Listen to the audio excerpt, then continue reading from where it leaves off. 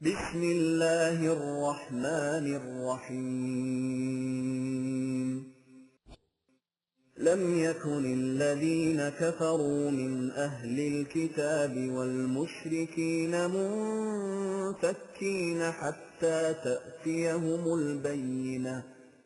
یہ لوگ جو اپنے آپ کو اہل کتاب کہتے ہیں لیکن در حقیقت خدا کے دین کے منکر اور اپنے خود ساختہ مذہب کے پیرو ہیں، اور یہ مشرکین عرب جو کسی آسمانی کتاب کے مدعی ہی نہیں، ان زنجیروں سے کبھی آزادی حاصل نہیں کر سکتے تھے جن میں یہ جکڑے چڑے آ رہے تھے، جب تک ان کی طرف واضح طور پر وحی خداوندی نہ آ جاتی۔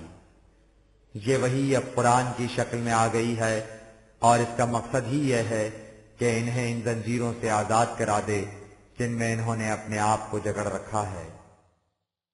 رسول من اللہ یتلو صحفا مطہرہ، انہیں یہ وحی اس رسول کی وساطت سے ملی ہے جو ان صحائف قرآن آیات و سورہ کو جو ہر طرح کے نقائص اور عیوب سے پاک ہیں لوگوں کے سامنے پیش کرتا ہے۔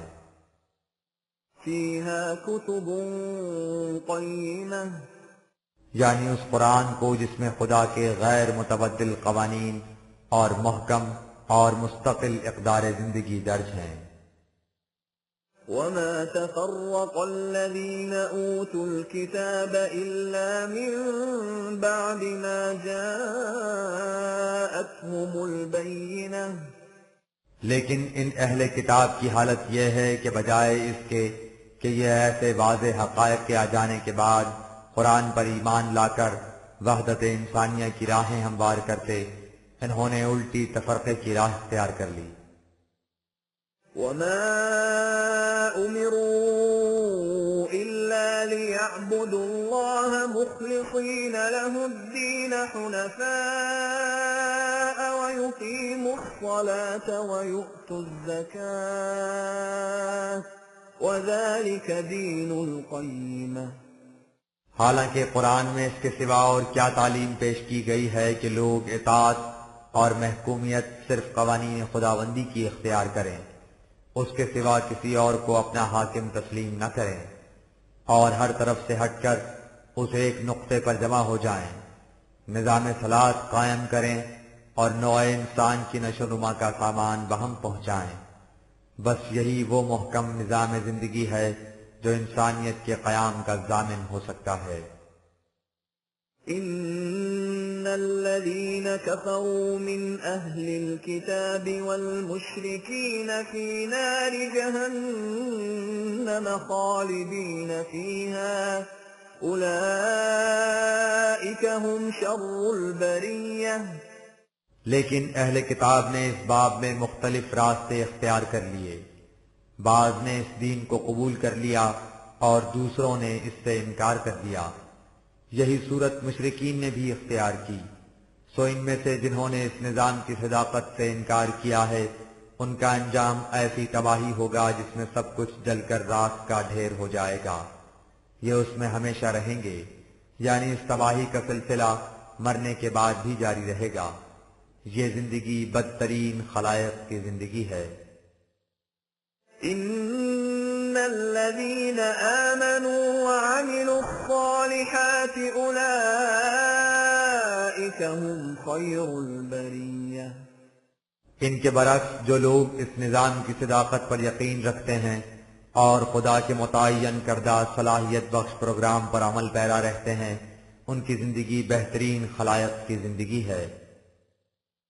جزاؤهم عند ربهم جنات عدن تجري من تحتها الأنهار خالدين فيها أبدا رضي الله عنهم ورضوا عنه ذلك لمن خشي ربه۔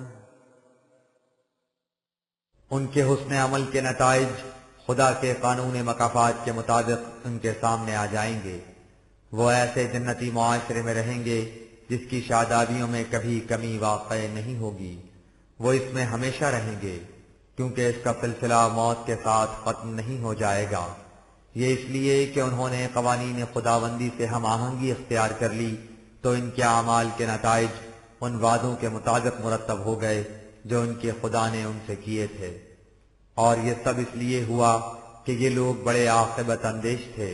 انہیں ڈر تھا کہ اگر انہوں نے قوانین خداوندی کے مطابق زندگی بسر نہ کی تو اس کا نتیجہ تباہی اور بربادی کے سوا کچھ نہیں ہوگا۔ بسم اللہ الرحمن الرحیم اذا زلزلت الارض زلزالها جب وہ انقلاب عظیم آئے گا جس میں انسان کا موجودہ غلط تمدنی نظام تہ و بالا ہو جائے گا۔ وَأَخْرَجَتِ الْأَرْضُ أَثْقَالَهَا وہ مستبد قوتیں جو اس وقت زمین کی چھاتی پر سنگے گراں بن کر بیٹھی ہیں نکال باہر کی جائیں گی۔ وَقَالَ الْإِنسَانُ مَا لَهَا اور وہ انسان جس کے تصور میں بھی اس قسم کا انقلاب نہیں آ سکتا اور وہ خیال بھی نہیں کر سکتا کہ ایسے صاحب قوت و ثروت مستبد لوگوں اور قوموں کا ایسا حشر ہو سکتا ہے، حیران و ششدر رہ جائے گا کہ ایسا تغیر کس طرح واقع ہو گیا۔ يَوْمَئِذٍ تُحَدِّثُ أَخْبَارَهَا اس وقت تاریخ اپنے آپ کو دہرائے گی، اقوام سابقہ کی سرگزشتیں زندہ حقیقت بن کر سامنے آ جائیں گی۔ بِأَنَّ رَبَّكَ أَوْحَى لَهَا اور یہ سب کچھ خدا کے قانون کے عین مطابق ہوگا۔ يَوْمَئِذٍ يَصْدُرُ النَّاسُ أَشْتَاتًا لِيُرَوْا أَعْمَالَهُمْ اس وقت ایک نئے نظام عدل کی بساط بچھے گی، مجرم اور شریف انسان الگ الگ ہو جائیں گے اور ہر گروہ کے اعمال کے نتائج نمایاں طور پر سامنے آ جائیں گے۔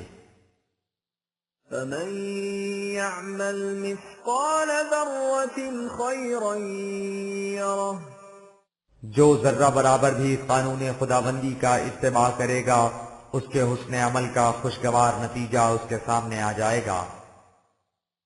وَمَن يَعْمَلْ مِثْقَالَ ذَرَّةٍ شَرًّا يَرَهُ اور جو ذرہ برابر قانون کی خلاف ورزی کرے گا اس کی سزا پائے گا۔ یہ سب کچھ اس دنیا میں بھی ہوگا جب قرآنی نظام قائم ہوگا جیسا کہ نبی اکرم صلی اللہ علیہ وسلم کے زمانے میں ہوا تھا، اور اس کے بعد پھر ویسا ہی ہوگا، اور آخرت میں بھی جب انسان کا ہر عمل نتیجہ بن کر سامنے آ جائے گا۔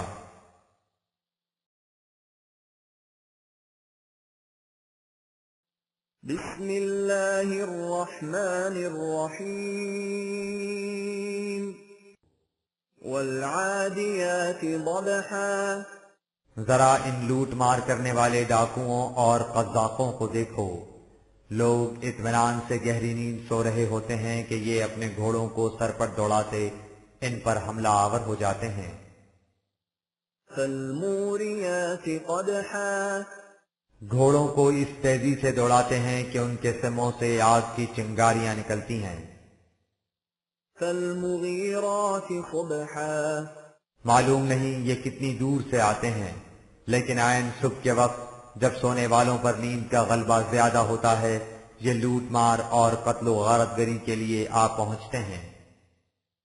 فأثرن به نقعا اور ایسا گرد و غبار اڑاتے ہیں کہ اس سے وحشت طاری ہو جائے اور کوئی چیز صاف دکھائی نہ دے۔ فوسطن به جمعا اور اس طرح ان سونے والوں کی جمعیت کے اندر گھس کر طوفان برپا کر دیتے ہیں۔ ان الانسان لربه لکنود وانه على ذلك لشهيد وانه لحب الخير لشديد انسانوں کی لوٹ مار کی عادت کس بات کی شہادت دیتی ہے؟ اس بات کی کہ یہ مال و دولت کی ہوس میں دیوانہ ہو کر انسانیت کے تمام آئین و ضوابط کو بالائے طاق رکھ دیتا ہے۔ یہ بجائے اس کے کہ اپنی قوت تخلیق سے سامان رزق میں اضافہ کرے، دوسروں کی محنت کی کمائی لوٹ کر سب کچھ اپنے لیے سمیٹ لینا چاہتا ہے، اور اس طرح خدا کے نظام ربوبیت کی ناقدر شناسی کرتا ہے۔ پھر تماشا یہ کہ یہ اپنی اس ذہنیت کا کبھی اعتراف نہیں کرتا، بلکہ اس لوٹ مار اور سلب و نہب کو اس رنگ میں پیش کرتا ہے گویا یہ کوئی بہت بڑا کارنامہ سر انجام دے رہا ہے، حالانکہ اس کی زندگی خود اس کی شہادت دیتی ہے کہ وہ ایسا کیوں کرتا ہے۔ وہ ہوس زر کے لیے ایسا کرتا ہے، وہ ہوس جس کی کوئی حد اور کنارہ ہی نہیں۔ أفلا يعلم إذا بعثر ما في القبور وحصل ما في الصدور کیا اسے اس کا علم نہیں کہ ہمارا قانون مکافات ہر چھپی ہوئی بات کو قید کر نکال لیتا ہے؟ وہ انسان کے دل میں گزرنے والے خیالات تک کو پوست کندہ شکل میں سامنے لے آتا ہے۔ انسان لاکھ کہے کہ وہ یہ کچھ مال کی محبت کی وجہ سے نہیں کرتا تھا بلکہ اس کا مقصد کچھ اور تھا، لیکن ہمارا قانون مکافات اس کے ہر مخفی ارادے کو بے نقاب کر دے گا۔ إن ربهم بهم يومئذ لخبير یہ مخفی ارادے بے نقاب تو ہوں گے نتائج اعمال کے ظہور کے وقت، لیکن خدا کو ان کا آج بھی علم ہے۔ وہ اس وقت بھی جانتا ہے کہ انسان کے دل میں کیا ہوتا ہے اور وہ ظاہر کیا کرتا ہے۔ کوئی زرپرست اس کا اعتراف نہیں کرے گا کہ وہ ہوس و حرص کی وجہ سے دولت اکٹھی کرتا ہے، وہ اس کے لیے ہزار خوش آئند و وجوہ جواز پیش کرے گا، لیکن یہ سب فریب نفس ہے۔ وہ وقت آئے گا جب یہ لوگ اپنے عزائم کو چھپا نہیں سکیں گے، دنیا ان سے اچھی طرح واقف ہو جائے گی۔ بسم اللہ الرحمن الرحیم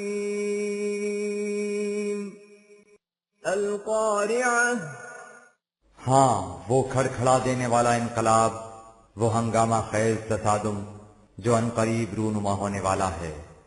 ما القارعہ کس قسم کا لرزہ انگیز ہوگا وہ انقلاب؟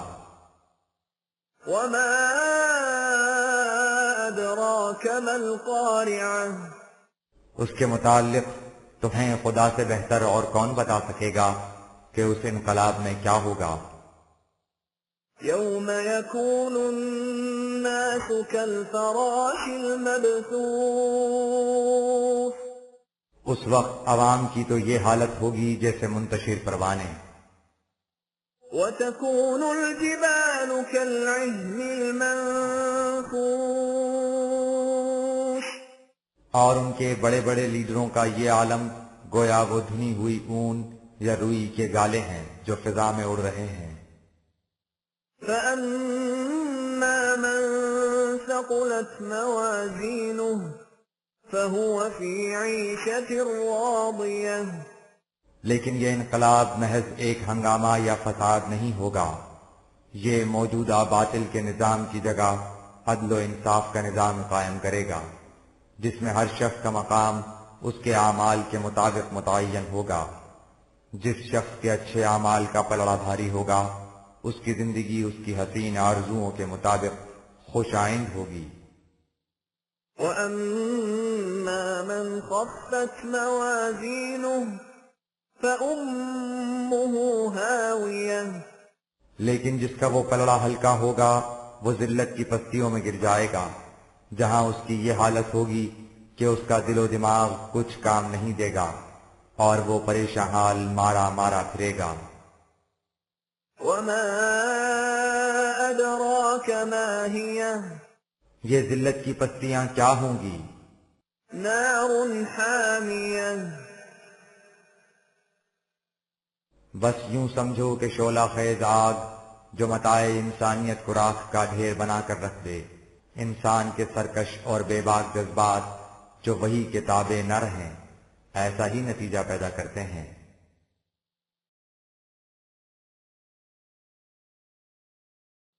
بسم اللہ الرحمن الرحیم ألهاكم التكاثر تمہیں معلوم ہے کہ وہ کون سی چیز ہے جو تمہیں انسانیت کی صحیح منزل مقصود کی طرف سے یکسر غافل کر دیتی ہے؟ وہ چیز ہے مال و دولت اور جاہ و منصب میں ایک دوسرے سے آگے نکل جانے کی ہوس، حتى زرتم المقابر اگر تم اپنی طلب کو اپنی ضروریات پورا کرنے تک محدود رکھو تو اس کی ایک حد ہوگی، لیکن جب جذبہ محرکہ ایک دوسرے سے آگے نکل جانا ہو تو اس کی کوئی حد ہی نہیں ہو سکتی۔ اس جذبے کے ماتحت کیفیت یہ ہو جاتی ہے کہ جتنا حاصل کرتے جاؤ اتنی ہی ہوس بڑھتی جاتی ہے، حتیٰ کہ انسان قبر کے گڑھے تک جا پہنچتا ہے۔ كلا سوف تعلمون یہ بات ایسی نہیں جو سمجھ میں نہ آ سکے، اگر جذبات سے ہٹ کر ذرا عقل و فہم سے کام لو تو تم بہت جلد جان لو کہ یہ روش کس قدر تباہ کن ہے۔ ثم كلا سوف تعلمون ہاں، تم اس طرح بہت جلد جان سکتے ہو کہ اس روش کا نتیجہ کیا ہوتا ہے۔ كلا لو تعلمون علم اليقين لترون الجحيم اور اگر تم ذرا اور گہرائی میں اتر کر غور کرو تو تم اس جہنم کو جس کی طرف انسان کی یہ روش لے جاتی ہے اپنی آنکھوں سے بھی دیکھ سکتے ہو۔ ثم لترونها عين اليقين لیکن تمہارا انداز بتا رہا ہے کہ تم ایسا نہیں کرو گے، تم غور و فکر سے کام نہیں لوگے بلکہ اندھا دھند اپنی موجودہ روش پر چلتے جاؤ گے تاکہ تم اس جہنم کے اندر جا گرو اور اس طرح اسے یقین کی آنکھ سے دیکھ لو۔ ثم لتسألن يومئذ عن النعيم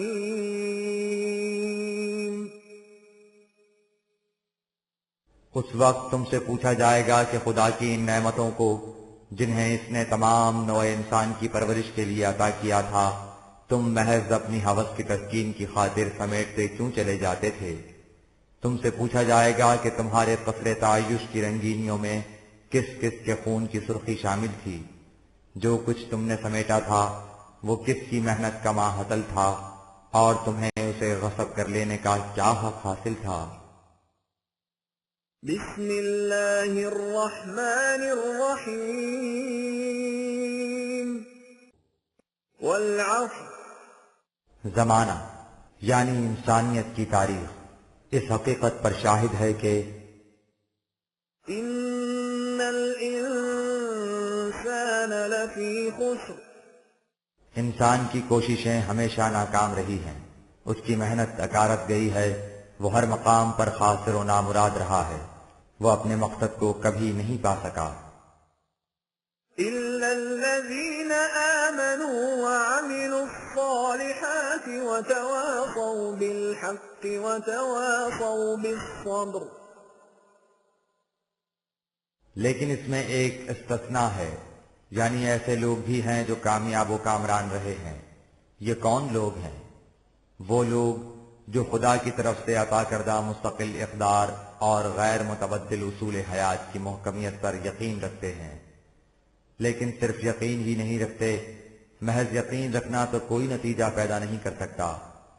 ان پر یقین رکھتے ہیں اور پھر ان کے مطابق ایسے کام کرتے ہیں جو انسانوں کے الجھے ہوئے معاملات کو سنوار دیں اور معاشرے میں ہمواریاں پیدا کر دیں، جس سے تمام افراد کی مزمر صلاحیتوں کی نشوونما ہو جائے۔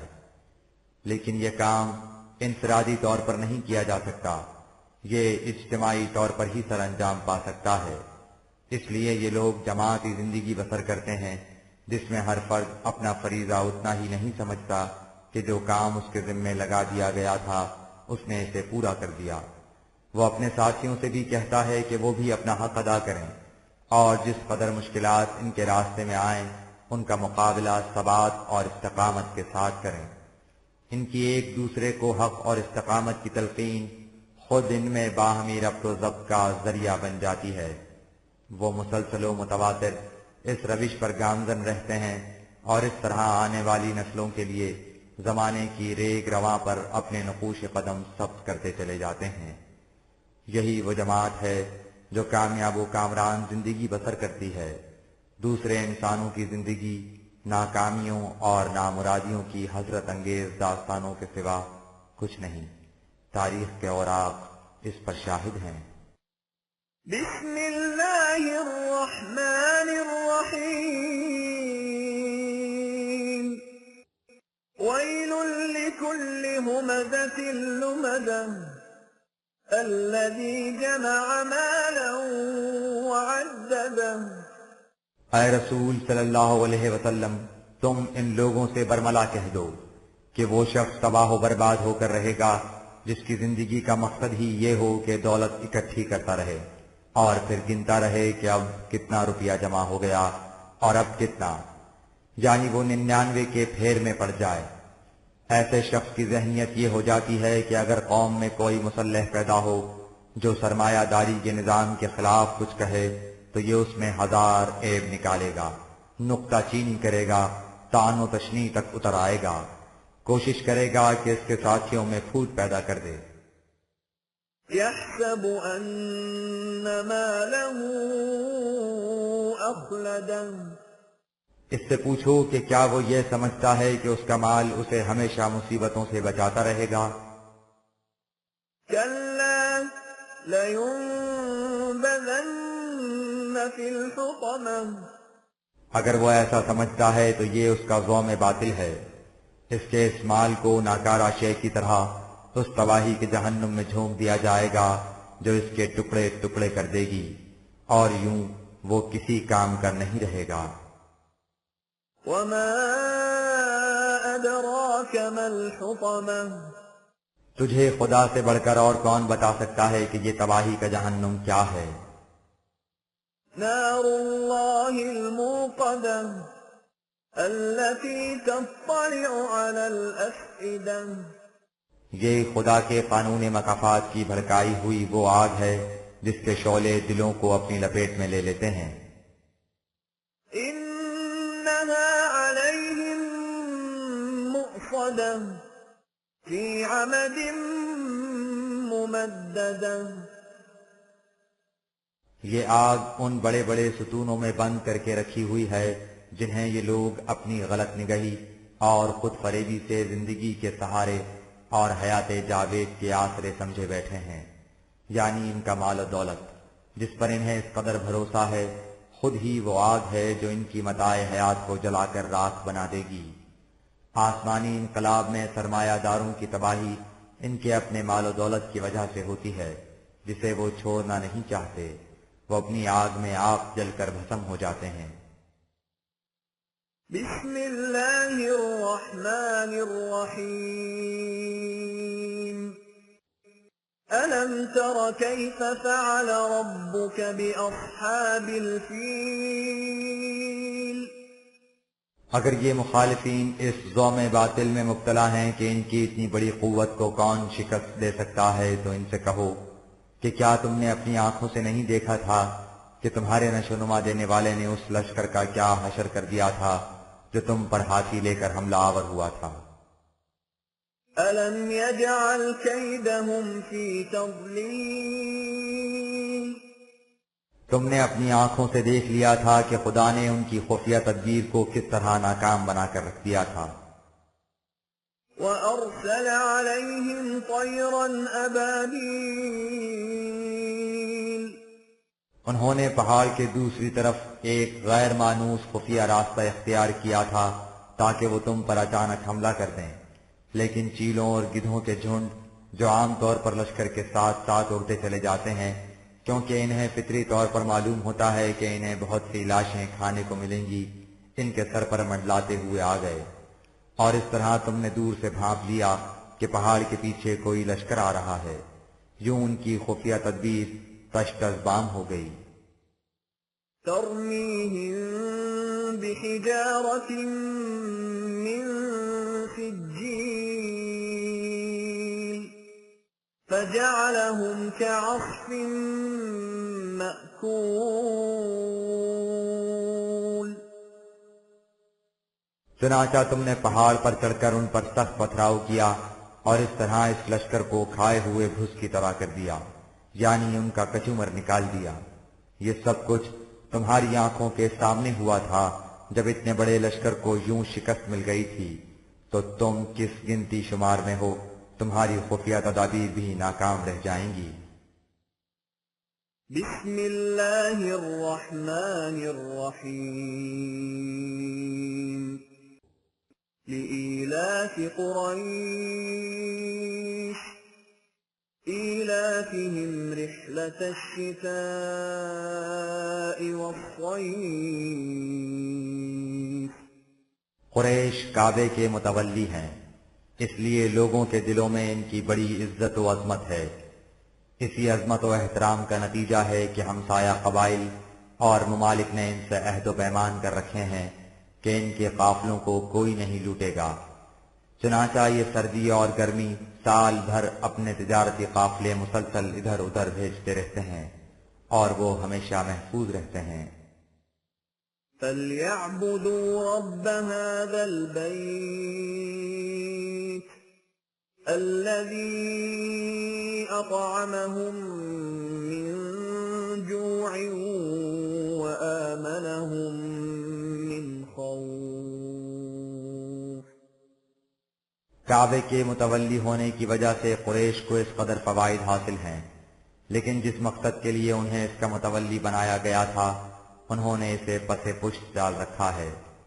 انہیں خدا نے بھوک اور خوف سے نجات دلائی تھی تاکہ یہ اس طرح مامون اور مطمئن ہو کر کعبے کو نظام خدابندی کا مرکز بنائیں، لیکن انہوں نے اسے یاترا کا تیرتھ بنا کر رکھ دیا اور خود اس کے مہند بن گئے۔ یہ غلط ہے۔ انہیں چاہیے کہ یہ اس گھر کے مالک یعنی خدا کے قوانین کی اطاعت کریں جس گھر کے ساتھ نسبت نے انہیں یہ مقام عطا کر رکھا ہے۔ یہ کام اب اس جماعت کے ہاتھوں سر انجام پائے گا جو اس مقصد کے لیے متشکل کی جا رہی ہے۔ بسم اللہ الرحمن الرحیم أرأيت الذي يكذب بالدين۔ کیا تم نے اس شخص کی حالت پر بھی غور کیا جو زبان سے تو اسلام کا اقرار کرتا ہے لیکن عملاً دین کی تکذیب کرتا ہے؟ یعنی اس کا طرز عمل اس امر کی دلیل ہے کہ اگر دینداری یہی ہے جس کا مظاہرہ اس کے اعمال سے ہوتا ہے تو پھر دین کا ہر دعویٰ جھوٹا ہے۔ فَذَلِكَ الَّذِي يَدُعُّ الْيَتِيمَ وَلَا يَحُضُّ عَلَى طَعَامِ الْمِسْكِينِ۔ دین کا مقصد یہ تھا کہ معاشرے میں جو شخص بے یار و مددگار رہ جائے اسے محسوس تک نہ ہونے پائے کہ وہ تنہا اور بے کس ہے، اور اگر کسی وجہ سے کسی کی کوئی ضرورت رک جائے تو اسے فوراً پورا کر دیا جائے۔ لیکن اس دیندار کی حالت یہ ہے کہ جو شخص بے یار و مددگار رہ جائے یہ اسے دھکے دیتا ہے اور محتاجوں کی مدد نہ تو خود کرتا ہے نہ دوسروں کو ایسا کرنے کی ترغیب دیتا ہے۔ فَوَيْلٌ لِّلْمُصَلِّينَ۔ کام تو ایسے کرتا ہے لیکن اپنے آپ کو دیندار ظاہر کرنے کے لیے نمازیں بہت پڑھتا ہے۔ اسی قسم کے نمازی ہیں جن کی نمازیں ان کی تباہی کا باعث بن جاتی ہیں، اس لیے کہ یہ نمازیں پڑھ کر اپنے آپ کو فریب دے لیتے ہیں یا دوسروں کو فریب دیتے ہیں کہ یہ بڑے متقی پرہیزگار ہیں۔ الذين هم عن صلاتهم ساهون الذين هم يراءون۔ انہیں اس کا پتہ ہی نہیں کہ صلاۃ کا مقصد کیا ہے۔ اس کا مقصد تھا ایک ایسے معاشرے کا قیام جس میں تمام افراد قوانین خداوندی کا اتباع کریں اور عالمگیر انسانیت کو سامان نشوونما بہم پہنچتا رہے۔ یہ اس کی اس غرض و غایت سے تو غافل رہتے ہیں اور اس کے محسوس ارکان قیام، رکوع، سجود وغیرہ کی ادائیگی کے بعد سمجھ لیتے ہیں کہ ہم فریضہ خداوندی سے سبکدوش ہو گئے۔ وَيَمْنَعُونَ الْمَاعُونَ۔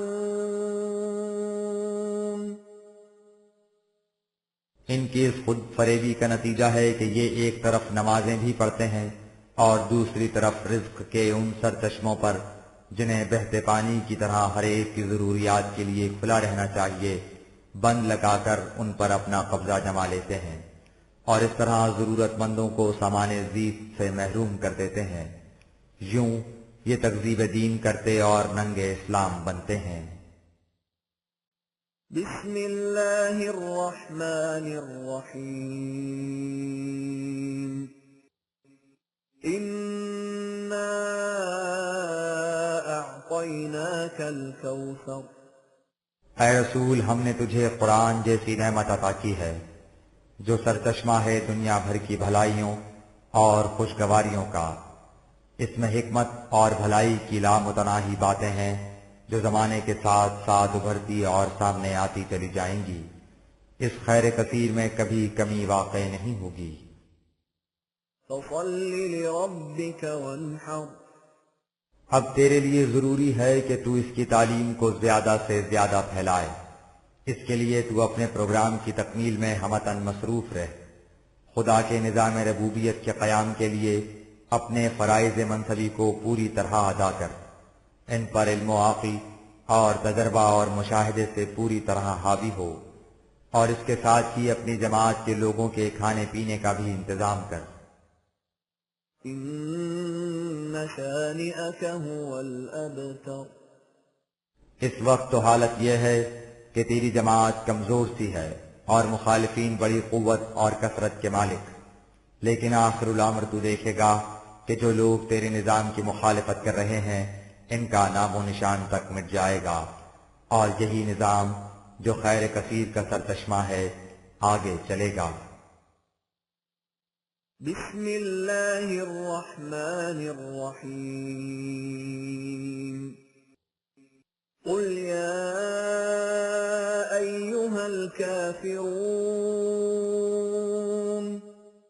اے رسول صلی اللہ علیہ وسلم، تم نے ان لوگوں کو راہ راست پر لانے کے لیے کافی وقت صرف کر دیا۔ تم نے ہر ممکن کوشش کر دیکھی کہ یہ تباہی سے بچ جائیں، لیکن اب کوئی امید باقی نہیں کہ یہ اس طرح صحیح راستہ اختیار کر لیں گے۔ یہ ابھی تک اپنے دل میں یہی سمجھے بیٹھے ہیں کہ یا تو تم ہار تھک کر اپنی دعوت کو ختم کر دو گے یا ان سے مفاہمت کر لو گے، اس لیے یہ اس دعوت کو قبول نہیں کرتے۔ لہذا اب وقت آ گیا ہے کہ ان سے دو ٹوک بات کر لی جائے۔ تو ان لوگوں سے جو تمہاری دعوت کی اس طرح مخالفت کر رہے ہیں برملا کہہ دے، لا اعبد ما تعبدون ولا انتم عابدون ما اعبد۔ کہ تمہاری اور میری منزل بھی الگ ہے اور راستے بھی جدا جدا، مقصود بھی الگ ہے اور اسے حاصل کرنے کے ذرائع بھی الگ۔ تمہارے معبود الگ ہیں، میرا معبود الگ۔ تم عبادت سے کچھ اور مفہوم لیتے ہو، میں کچھ اور۔ تمہارے معبود تمہارے ذہن کے تراشیدہ ہیں، میرا معبود خالق کائنات ہے۔ تم اپنے معبودوں کی پرستش کرتے ہو، میں اپنے معبود کے احکام و قوانین کی اطاعت کو اس کی عبادت سمجھتا ہوں۔ لہذا ہم دونوں ایک نقطے پر جمع ہو ہی نہیں سکتے، اس میں مفاہمت کا سوال ہی پیدا نہیں ہوتا۔ ولا انا عابد ما عبدتم ولا انتم عابدون ما اعبد۔ یہ بھی مت خیال کرو کہ ہمارا اور تمہارا اختلاف کوئی ہنگامی اور وقتی اختلاف ہے، کچھ عرصے کے بعد یہ خود بخود مٹ جائے گا۔ قطعاً نہیں، یہ اختلاف بنیادی اور اصولی ہے، یہ نہ اس وقت مٹ سکتا ہے نہ اس کے بعد کبھی مٹے گا۔ تمہارے معبود الگ رہیں گے، میرا معبود الگ۔ تمہاری عبادت ان معبودوں کی پرستش ہوگی، میری عبادت خدا کے قوانین کی اطاعت اور محکومیت۔ لہذا یہ اختلاف انمٹ ہے۔ لکم دینکم ولی دین۔ اس لیے تمہارا پروگرام الگ ہے، میرا پروگرام الگ۔ تم اپنے پروگرام پر عمل پیرا رہو، مجھے اپنے پروگرام پر چلنے دو، نتائج خود بخود بتا دیں گے کہ آخر الامر کامیابی کس کے حصے میں آتی ہے۔ بسم اللہ الرحمن الرحیم اذا جاء نصر اللہ والفتح۔ اس اعلان کے بعد جس کا ذکر سابقہ صورت میں کیا گیا ہے، تم ان سے الگ ہو جاؤ اور اپنے پروگرام کے اگلے حصے پر عمل پیرا ہو جاؤ۔ اس کے بعد تم دیکھو گے کہ اس کے نتائج کتنی جلدی سامنے آ جاتے ہیں، لیکن اس باب میں ایک بنیادی نقطے کو اچھی طرح ذہن نشین کر لو، اور وہ یہ کہ جب قانون خداوندی کے مطابق تجھے غلبہ و نصرت حاصل ہو جائے اور ان لوگوں کی مخالفت ختم ہو کر دین کے دروازے ہر طرف سے کھل جائیں۔ وَرَأَيْتَ النَّاسَ يَدْخُلُونَ فِي دِينِ اللَّهِ أَفْوَاجًا۔ اور تو اپنی آنکھوں سے دیکھ لے کہ لوگ کس طرح جوق در جوق اس نظام میں داخل ہوتے چلے جا رہے ہیں۔ فَسَبِّحْ بِحَمْدِ رَبِّكَ وَاسْتَغْفِرْهُ إِنَّهُ كَانَ تَوَّابًا۔ تو اس وقت یہ نہ سمجھ لینا کہ بس اب کام ختم ہو گیا، مقصد حاصل ہو گیا، بالکل نہیں، اس سے تمہاری ذمہ داریاں اور بھی بڑھ جائیں گی۔ ان سے عہدہ برا ہونے کے لیے ضروری ہوگا کہ تم اپنے نشو و نما دینے والے کے نظام ربوبیت کو وجہ حمد و ستائش بنانے کے لیے اور بھی شدت سے سرگرم عمل رہو۔ اس وقت تقریبی قوتیں اس نظام میں خرابیاں پیدا کرنے کے لیے بڑی بڑی سازشیں کریں گی۔ تمہیں ان کی مدافعت کے لیے خدا سے سامان حفاظت طلب کرنا ہوگا۔ تم یہ کرو گے تو خدا کی تائید و نصرت اور تیزی سے آگے بڑھ کر تمہاری طرف آئے گی۔ یہ پیغام تمہاری وساطت سے تمہاری ساری امت کے لیے ہے، موجودہ کے لیے بھی اور بعد میں آنے والے کے لیے بھی۔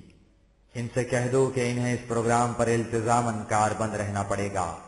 اگر اسے چھوڑ دیا یا اس میں تساہل برتا تو ان کی جگہ کوئی اور قوم لے لے گی جو ان جیسی نہیں ہوگی، ان سے بہتر ہوگی، جبھی تو وہ ان کی جگہ لے گی۔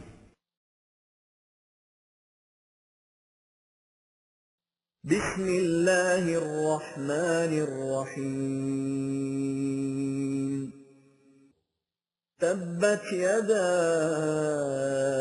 ابی لہب وتب۔ وہ دیکھو، جماعت مخالفین کا سب سے بڑا نمائندہ، قریش کی معاشرتی اور اقتصادی خرابیوں کا سب سے بڑا ذمہ دار، کعبے کا متولی، ان کے غلط نظام کا سب سے بڑا حامی ابو لہب اس نظام خداوندی کے مقابلے سے عاجز آ گیا اور بری طرح تباہ ہو گیا۔ یہ تباہی کسی فرد کی تباہی نہیں، یہ در حقیقت اس نظام معاشرت و تمدن کی شکست ہے جس کا یہ نمائندہ ہے۔ ما اغنى عنه ماله وما كسب۔ اور اس کا وہ مال و دولت اور ساز و جراق جس کے بلبوتے پر وہ اتنی سخت مخالفت کرتا تھا اس کے کسی کام نہ آیا، وہ اسے اس تباہی سے نہ بچا سکا۔ غلط نظام دولت کے سہارے کبھی قائم نہیں رہ سکتا، اس کی بنیاد میں خرابی کی صورت مضمر ہوتی ہے۔ سيصلى نارا ذات لهب۔ تم دیکھو گے کہ وہ کس طرح جہنم کی اس آگ میں جا گرتا ہے جس کے شعلے بڑے تباہ کن ہیں۔ وامرأته حمالة الحطب۔ اور اس کے ساتھ ہی اس کی بیوی بھی جو اس کی سازشوں میں اس کی برابر کی شریک تھی اور جگہ جگہ لگائی بجھائی کر کے اس جہنم کے ایندھن کو اپنی پشت پر لادے لادے پھرتی تھی۔ في جيدها حبل من مسد۔ تم دیکھو گے کہ اس کی وہ سرکش گردن جو کسی کے سامنے نہیں جھکتی تھی کس طرح ذلت اور رسوائیوں کی رسیوں میں جکڑی جاتی ہے۔ یوں باطل کے اس نظام کو شکست ہوگی اور تمہارا نظام غالب آ جائے گا۔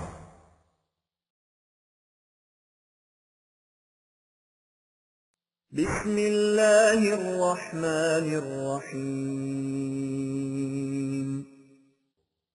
قل هو الله أحد اس سلسلے میں خود اپنے لوگوں پر بھی اس بنیادی حقیقت کو واضح کر دینا چاہیے کہ تمہاری یہ فتح اور کامرانی محض فوجی طاقت کے بلبوتے پر نہیں، یہ کامیابی دراصل اس تعلیم کا نتیجہ ہے جسے تم علم و بصیرت کی روشنی میں پیش کرتے اور دلائل و براہین کے روح سے منواتے ہو۔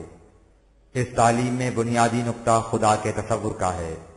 خدا کے جس تصور کو تم پیش کرتے ہو نہیں سکتا کہ انسان اس پر عقل و فکر سے غور کرے اور اسے تسلیم کرنے سے انکار کر دے۔ وہ تصور یہ ہے کہ خدائے واحد اپنی ذات اور صفات میں یگانہ ہے، ان میں کوئی دوسرا شریک نہیں۔ ساری کائنات میں اسی ایک کا قانون کار فرما ہے اور اسی ایک کے قانون کے تابع تمام انسانوں کو بھی رہنا چاہیے۔ اس طرح ان میں بھی وحدت پیدا ہو جائے گی۔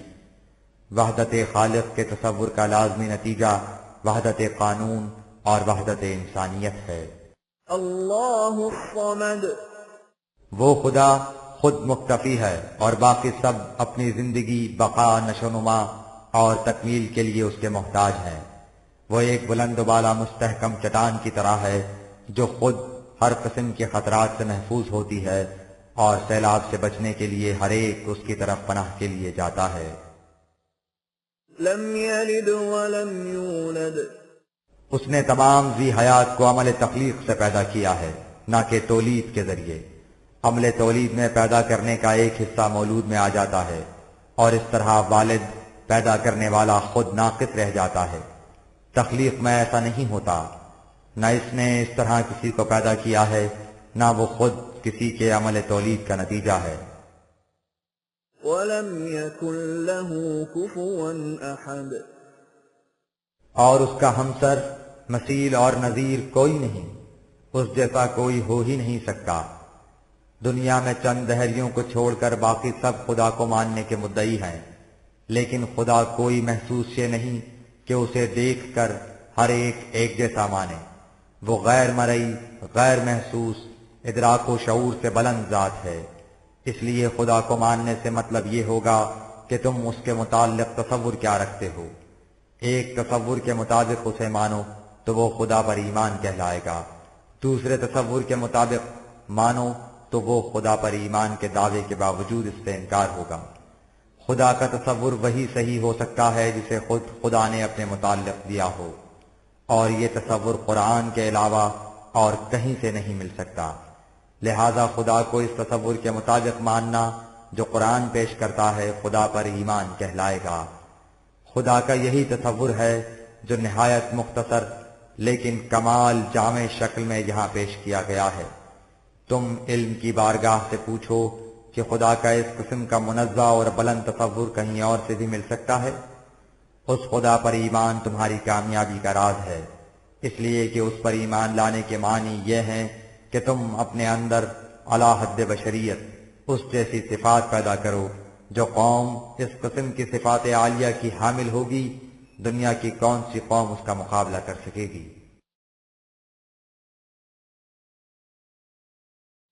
بسم اللہ الرحمن الرحیم قل اعوذ برب الفلق یہ انقلاب جس نئے مرحلے میں داخل ہو رہا ہے، یعنی جس مرحلے میں اب مخالف قوتوں سے تصادم ہوگا، اس میں تمہیں بہت زیادہ محتاط رہنے کی ضرورت ہے۔ اس طرح محتاط رہنے کی جس طرح ایک نوزائیدہ بچے کو ہر وقت اپنی ماں کے ساتھ ساتھ رہنے کی ضرورت ہوتی ہے۔ لہذا تم اپنی جماعت سے کہہ دو کہ میں اپنے نشو و نما دینے والے کے اس نظام ربوبیت کے آغوش حفاظت میں پناہ لیتا ہوں جس کا قانون تخلیق و ارتقاء یہ ہے کہ تخریبی اور تعمیری قوتوں کے تصادم سے ایک نئی چیز کی نمود ہوتی ہے۔ دانا پھٹتا ہے تو اس میں سے کوپل نکلتی ہے۔